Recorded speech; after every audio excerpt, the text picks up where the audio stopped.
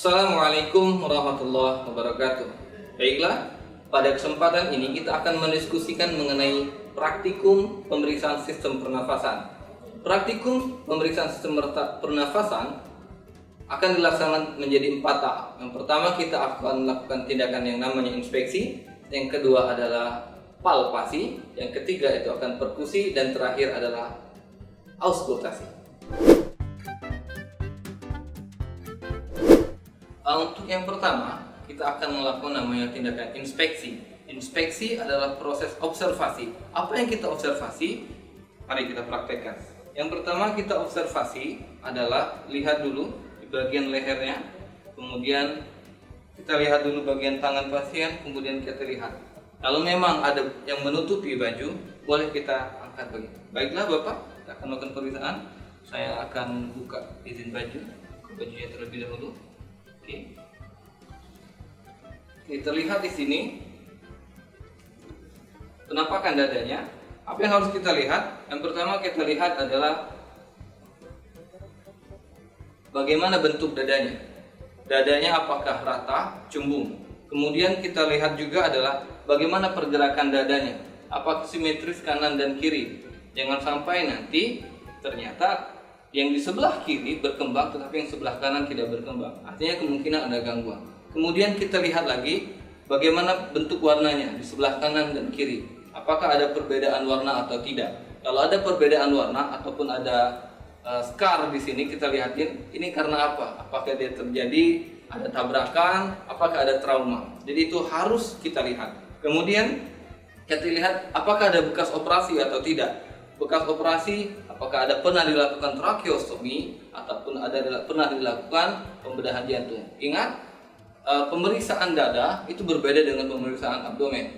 Jadi kalau sudah masuk ke wilayah abdomen, ini pemeriksaan sistem gastrointestinal. Kita hanya masuk ke pemeriksaan dada. Kemudian setelah itu kita observasi juga bagian trakeanya. Yang kita melakukan inspeksi adalah bagian trakea, bisa lihat sebelah kanan dan sebelah kiri. Kita lihat apakah ada distensi dari trakeanya. Jadi kalau trakea kita lihat di bagian di lehernya, otomatis trakea kita akan berbentuk lurus. Kita harus waspadai saat ada trakea yang miring ke kanan atau yang ke kiri. Oleh sebab itu kita harus praktekkan. Kita lihat dulu, kita raba. Oke, kita lihat. Saat tidak terjadi masalah, kita lanjutkan ke tahap berikutnya. Untuk tahap kedua, kita akan melakukan pemeriksaan yang namanya palpasi. Jadi palpasi ini adalah kita melakukan perabaan pada seluruh rongga pernafasan. Ya, pasti adanya di rongga dada. Apa yang kita palpasi? Kita lihat dulu di bagian trakeanya. Ya, trakeanya apakah ada diversi atau tidak? Apakah trakeanya lurus atau enggak? Kalau trakeanya lurus, kita boleh raba seperti ini. Ya. Jadi kita raba, tapi jangan terlalu keras karena ini adalah tulang rawan. Jadi kita raba dengan pelan. Oke, trakea tidak bermasalah. Kemudian kita lakukan palpasi di seluruh rongga paru. Kita lakukan di tulang klavikulanya apakah ada krepitasi atau tidak. Jangan memberikan tekanan yang dalam. Kita berikan tekanan superficial saja, ya. Jangan terlalu keras karena kalau ada krepitasi di bagian rongga abdomen di bagian rongga dada, itu akan bisa menyebabkan permasalahan. Jadi tekanannya hanya superficial saja, jangan terlalu dalam. Kemudian kita lakukan lagi palpasi untuk mendengarkan yang pertama bagaimana resonansi parunya, bagus atau tidak, bagaimana getaran suara dari sistem pernafasan si pasien ini. Kita lihat apakah bagus atau tidak. Kemudian yang kita rasakan bagaimana getarannya, nyampe ke tangan atau tidak. Kemudian kita lihat juga bagaimana kesimetrisannya, ekspansi parunya, kanan dan kiri. Apakah saat melakukan inspirasi dadanya naik, ekspirasi dadanya turun atau tidak. Kita pastikan lagi bahwa kedua lapang paru ini ekspansi parunya maksimal. Satu, saat dia bernafas, dadanya naik. Jangan sampai ada yang tertinggal. Karena kalau ada yang tertinggal artinya bisa dipastikan kemungkinan ada permasalahan di salah satu bagian rongga dada ini. Kemudian kita juga lihat di tactile fremitusnya. Kita bisa cek di sini di bagian apex cordisnya, di bagian tulang dada. Kita cek seperti ini dan kita dengarkan.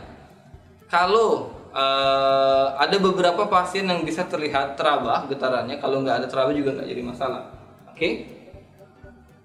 Oke, itu untuk yang step kedua di pemeriksaan palpasi. Kemudian kita langsung ke pemeriksaan perkusi. Pemeriksaan perkusi ini apa tujuannya? Tujuan pemeriksaan perkusi adalah menentukan batas atas paru dan menentukan batas bawah paru. Kemudian juga kita bisa menentukan apakah ada massa di paru atau tidak. Bagaimana cara melakukan perkusi? Kita melakukan perkusi menggunakan ketukan. Ketukannya bagaimana? Kita taruh tangan kita di bagian dada, kemudian lakukan perkusi. Untuk lakukan menentukan batas paru atas, ya, kita bisa dari bagian tulang clavicula. Jadi kita lakukan perkusi, suaranya akan berubah, ya.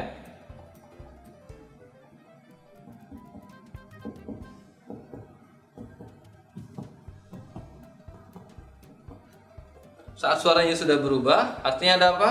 Jadi ini adalah bagian lapang parunya. Suaranya berubah dari suara sonor menjadi suara redup. Ya, kalau redup artinya di situ sudah masuk bagian sistem gastrointestinal. Di mana lineanya? Linea yang kita lakukan untuk pemeriksaan menentukan batas paru atas dan bawah ada linea mid clavicula. Jadi linea mid clavicula kita lakukan pemeriksaan.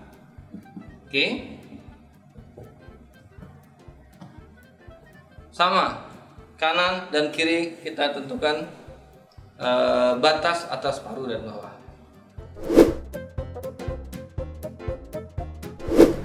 Baiklah, tadi kita sudah melakukan yang namanya palpasi dan perkusi bagian rongga depan. Sekarang kita akan lakukan namanya palpasi dan perkusi di bagian rongga belakang. Tapi ingat urutannya tetap sama, inspeksi, palpasi, perkusi, dan auskultasi, ya. Jadi kita akan mengulang pada untuk melakukan palpasi. Jadi palpasi yang perlu kita lakukan adalah kita meraba bagaimana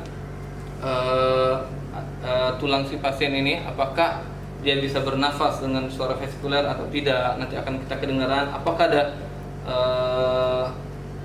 ada krepitasi atau tidak. Kemudian apakah ada perbedaan warna sambil kita melakukan palpasi. Kemudian yang cukup sangat penting adalah kita ingin mengukur bagaimana resonansi getaran suaranya. Jadi kita ambil di kedua lapang paru bagian belakang, tangan kita diletakkan menempel ke bagian dada, kemudian suruh pasien menyebutkan angka 7. Kan 7 atau 8, 9, 9, 9. Bapak, silakan Bapak sebutkan angka 7, 7, 7. Tujuannya untuk apa? Karena kita pengen melihat apakah nanti resonansi getaran suaranya itu nyampe ke kita. Saat kita merasakan ada getaran di bagian belakang, ini otomatis tidak terjadi kelainan pada lapangan parunya. Kalau tidak teraba getaran, kemungkinan besar di sini ada massa ataupun ada cairan ataupun ada massa yang lainnya. Jadi kita lakukan Bapak 7, 7, 7, 7. Kedua lapang paru tidak ada masalah.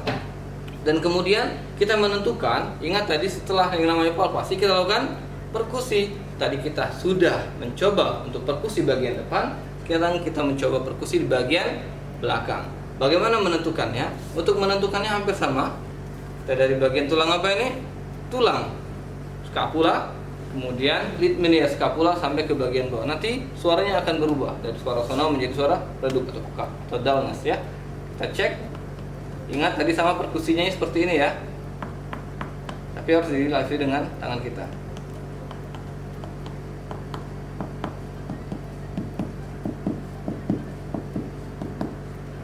Yang pertama kita boleh tandain. Kita tandain misalnya, di sini. Kemudian sebelah kanan kiri juga tetap dilakukan, kanan kiri dan kanan dan kiri, ya, sama saja. Kemudian ini saat dia bernafas normal. Kemudian kita minta pasiennya untuk menarik nafas, kemudian menahan sampai dengan kita selesai melakukan perkusi sampai batas bawah. Bapak silakan tahan nafasnya nanti, ya. Coba latihan dulu, Kalau udah nanti saya akan lakukan untuk memeriksa lapang paru Bapak kira-kira berapa senti akan berbedanya. Karena kita pengen lihat yang namanya paru saat bernahan nafas itu akan ada jeda kurang lebih di atas 2 cm. Kita lihat Pak, ya. Silakan Pak, tarik nafas sekarang dimulai 1, 2, 3. Tarik Pak. Oke, lakukan dengan cepat. Kemudian kita garis tanda.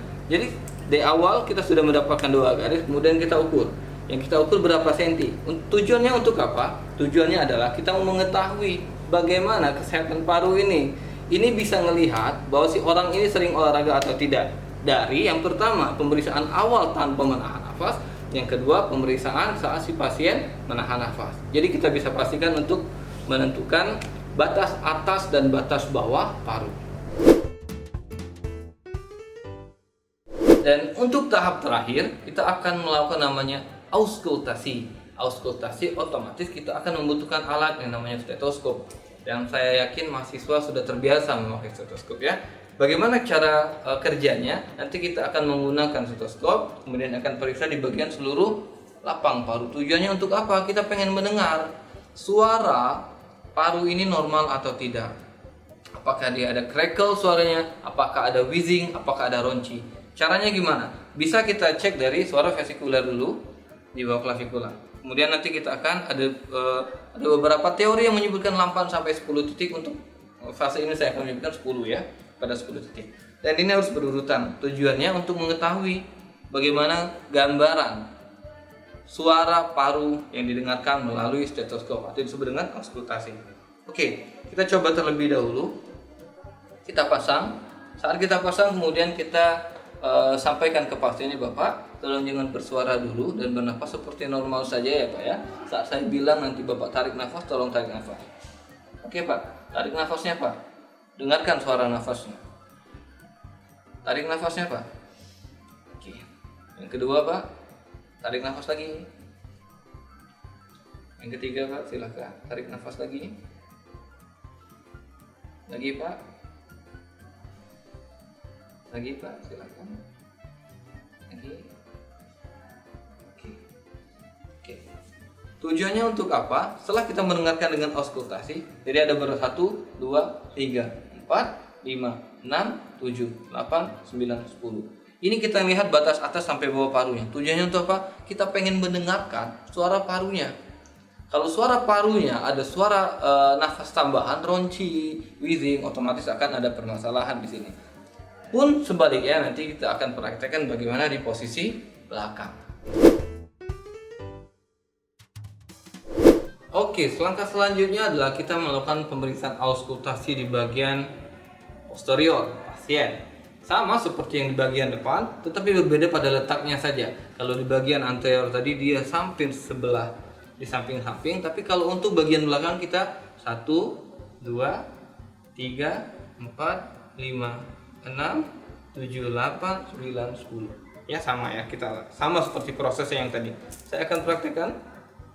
Oke Bapak, saya ingatkan lagi nanti saat saya minta tolong ditarik nafasnya ditarik ya semaksimal mungkin. Kalau nggak bisa tolong dihempaskan saja. Oke, kita mulai. Silakan Pak ditarik nafasnya. Tuh. 2, silakan Pak, tarik Pak. Silakan Pak, tarik. Oke. Terus Pak. Tarik terus. Terus Pak, tarik.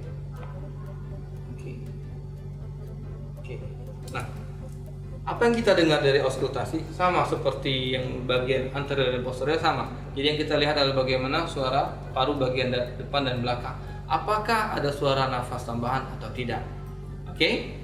Baiklah, tadi kita sudah melakukan praktikum pemeriksaan sistem pernafasan. Saya akan nge-review lagi, beberapa tahap. Yang pertama kita lakukan adalah inspeksi.